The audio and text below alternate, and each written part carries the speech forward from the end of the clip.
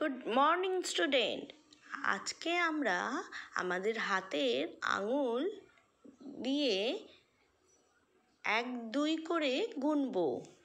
দেখো এখানে কটা আঙুল? একটা, তাই এখানে 1 লেখা আছে। এখানে 1 2 দুটো আঙুল, দেখো এখানে 2 লেখা আছে। এখানে 1 2 3, এখানে 3 লেখা আছে।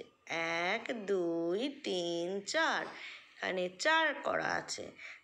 1 2 3 4 5, এখানে 5 করা আছে। দেখো এইভাবে আমরা নিজেদের হাতে দেখে দেখে আঙুলগুলো গুনবো।